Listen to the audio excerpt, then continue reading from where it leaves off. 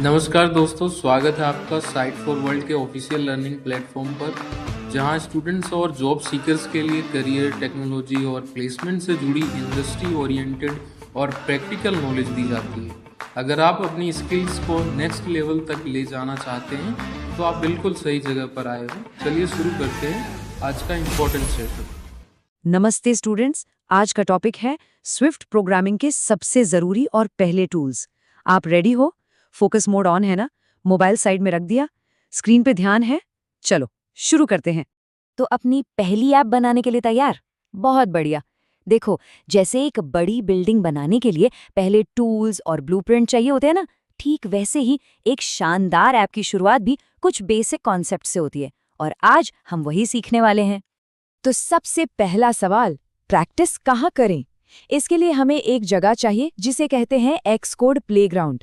इसे अपनी digital workshop समझो, जहां आप बिना किसी डर के कुछ भी बना सकते हो, बिगाड़ सकते हो, एक्सपेरिमेंट कर सकते हो। और पता है प्लेग्राउंड की सबसे अच्छी बात क्या है? ये एक लाइव एनवायरनमेंट है।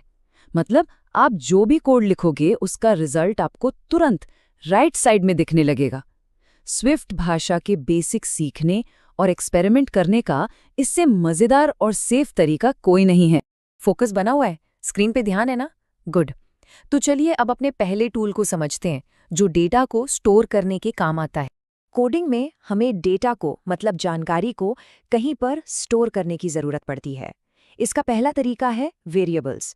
एक वेरिएबल को ना एक ऐसे बॉक्स की तरह सोचो जिसमें आप कोई सामान रखते हो और बाद में उसे निकालकर कुछ और भी रख सकते हो। मतलब इसके अंदर की वैल्यू चेंज हो सकती है। स्विफ्ट में वेरिएबल बनाने के लिए हम वार कीवर्ड का इस्तेमाल करते हैं।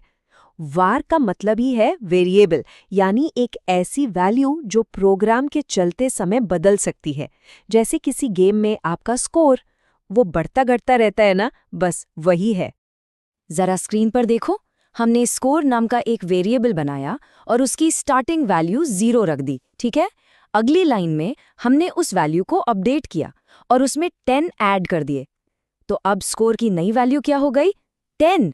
देखा, यही है वेरिएबल, इसकी वैल्यू चेंज हो सकती है। अब देखते हैं डेटा स्टोर करने का दूसरा तरीका, जो है कॉन्स्टेंट्स। अगर वेरिएबल एक ऐसा बॉक्स है जिसे बार बार खोला जा सकता है, तो कांस्टेंट एक सील किया हुआ ट्रांसपेरेंट बॉक्स है। आप देख तो सकते हो कि अंदर क्या है, लेकिन एक बार जो रख दिया उसे बदल नहीं सकते। कांस्टेंट बनाने के लिए हम लेट कीवर्ड का इस्तेमाल करते हैं, और ये बहुत ज़रूरी है। लेट से बनाई गई वैल्यू को आप बाद में चेंज नहीं कर सकते। इससे आपका कोड ज़्यादा सेफ और प्रेडिक्टेबल बनता है, मतलब गलतियों के चांस कम हो जाते हैं। चलो, इस स्लाइड पर वैर और लेट का अंतर बिल्कुल साफ हो जाएगा। एक गेम का एग्जाम्पल लेते हैं। आपकी करंट हेल्थ कम या ज़्यादा हो सकती है, इसलिए हमने उसे वैर से बनाया। लेकिन गेम में जो मैक्स हेल्थ है वो तो 100 ही रहेगी, उसे कोई बदल नहीं सकता, इसीलिए हमने उसे लेट से बनाया।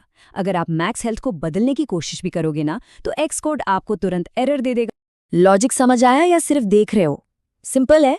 वैर मतलब वैल्यू चेंज होगी, लेट मतलब वैल्यू फिक्स रहेगी, ठीक है? तो अब जब हमें डेटा स्टोर करना आ गया है, तो देखते हैं कि हम किस किस तरह का डेटा स्टोर कर सकते हैं। जैसे एक बिल्डर ईंट, सीमेंट, लोहा जैसे अलग अलग मटेरियल यूज करता है, वैसे ही कोडिंग में हम अलग अलग डेटा टाइप्स यूज करते हैं। अभी के लिए दो सबसे जरूरी टाइप्स हैं। पहला है स्ट्रिंग, जो टेक्स्ट के लिए होता है, जैसे किसी का नाम। और दूसरा है इंट, जो बिना डेसिमल वाले नंबर्स यानी होल नंबर्स के लिए होता है, जैसे स्कोर। पता है, स्विफ्ट एक बहुत ही स्मार्ट भाषा है।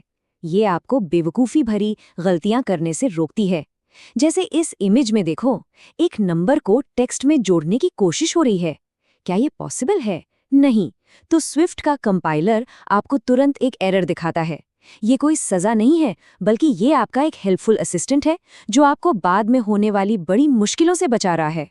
अगर इंटरव्यू में पूछा गया कि वार और लेट में क्या डिफरेंस है या टाइप सेफ्टी क्या होती है, तो बता पाओगे? डेटा टाइप्स को समझना बहुत ज़रूरी है। ये आपको सिर्फ कोड लिखने वाला नहीं, बल्कि एक प्रोफेशनल डेवलपर बनाता है। सीरियसली सीख रहे हो ना? चलो, थ्योरी बहुत हो गई। अब देखते हैं कि इन सब टूल्स को मिलाकर प्रैक्टिकली एक छोटा सा प्रोग्राम कैसे बनाते हैं। ध्यान से देखना, मैं स्टेप बाय स्टेप कर रही हूँ। ठीक है, देखो, सबसे पहले हमने लेट का इस्तेमाल करके एक प्लेयर का नाम रवि सेट किया। नाम तो बदलेगा नहीं, इसलिए लेट। फिर हमने var से स्कोर को 100 पर सेट किया, क्योंकि स्कोर तो बदल सकता है। तीसरी लाइन में हमने स्कोर में 50 और जोड़ दिए। और आखिर में हमने प्रिंट फंक्शन का इस्तेमाल करके एक फाइनल मैसेज दिखा दिया। कितना सिंपल है। आप साथ में ट्राई कर रहे हो? नहीं करे? वीडियो पॉज करो और इससे अपने प्लेग्राउंड में खुद टाइप करो। सीरियसली, सिर्फ देखने से प्रोग्रामिंग नहीं आती। जब तक कीबोर्ड पर उंगलियां नहीं चलाओगे, तब तक नहीं सीख पाओगे। Do it now. बहुत बढ़िया। अगर आपने प्रैक्टिस कर ली है तो वेल डन। तो आज हमने क्या क्या टूल्स सीखे, चलो जल्दी से एक रिकैप करते हैं। हमने एक्सकोड प्लेग्राउंड के बारे में जाना, जो हमारा प्रैक्टिस करने का सैंडबॉक्स है। हमने var सीखा, जो बदलने वाली वैल्यूज के लिए है, और लेट सीखा, जो फिक्स्ड वैल्यूज के लिए है। हमने टेक्स्ट के लिए स्ट्रिंग और नंबर्स के लिए इंट को समझा। और सबसे जरूरी, हमने स्विफ्ट की टाइप सेफ्टी के बारे में जाना, जो हमें गलतियां करने से बचाती है। समझ आया? क्लियर है? अब आपका काम है प्रैक्टिस करना। आपका मिशन ये है, एक नया प्लेग्राउंड बनाओ। अपनी पसंदीदा मूवी का नाम लेट का इस्तेमाल करके एक कांस्टेंट में स्टोर करो। फिर 10 में से उसकी रेटिंग को var का इस्तेमाल करके एक वेरिएबल में स्टोर करो। और आखिर में दोनों को प्रिंट करके दिखाओ। तो आपका पहला प्रोग्राम बन चुका है। कंग्रेचुलेशंस। अब आप आगे क्या बनाओगे? संभावनाएं अनंत है। अगर कोई डाउट है तो कमेंट सेक्शन में जरूर बताना। अगले सेशन में हम और भी मजेदार कॉन्सेप्ट्स देखेंगे। All the best, keep learning. हमारे चैनल को सब्सक्राइब कीजिए और वीडियो को अपने दोस्तों के साथ शेयर जरूर कीजिए।